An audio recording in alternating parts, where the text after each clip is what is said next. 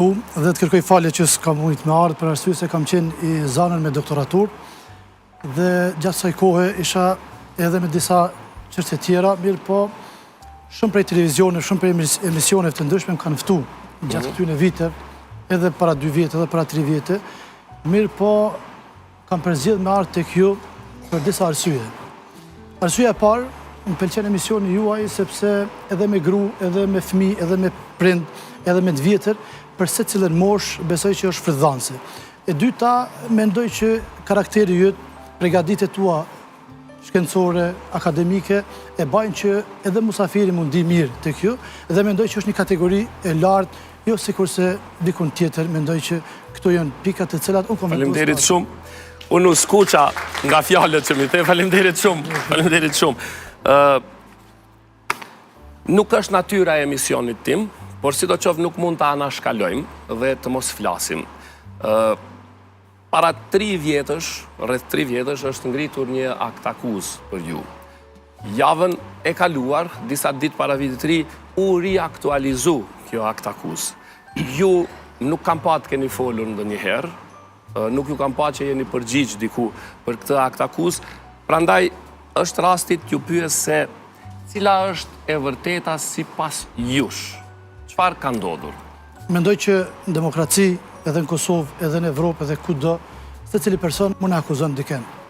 Dhe unë mund me të akuzu ty, sepse më ke ly pare për me marrë një emision. Mund me të akuzu. Dhe kjo akuza jonë shkon në polici, shkon në prokurori, gjykata e vendos. Nëse unë i kam të vërtetat e mia, atëherë unë e fitoj. Nëse ti ke të vërtetat e tua, atëherë fiton ti.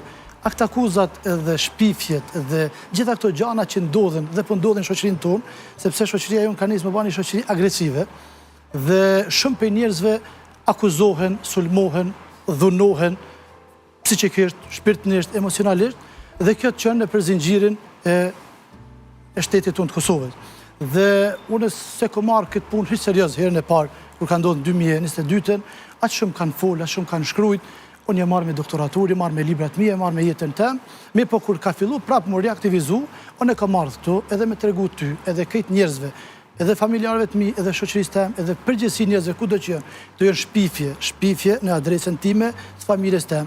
Është e vërtetë që dikuj Behajm Mjekiqi e pengon Kosovë. Është e vërtetë që të arritura tek këtij njeriu të pengojnë dikën, po unë jam çka që jam, kam jetu këtë vend, këtu kam lind, unë nuk kam faj që prindi jam ka lind në Kosovë.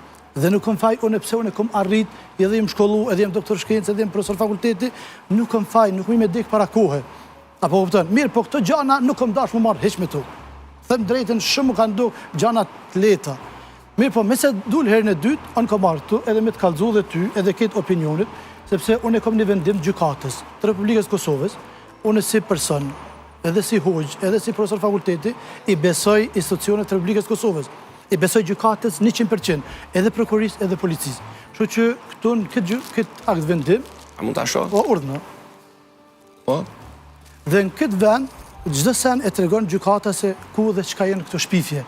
Mirë po, ne jemi mësuar në Kosovë, mu përballë me shpifje, mu përballë me trillime, mirë po mu këto as nuk më zbehen, as më kthejnë mrapa, as më rrëzojnë, që kjo që jam ku me vazhdo. A mundem ta lexoj? Urdhno.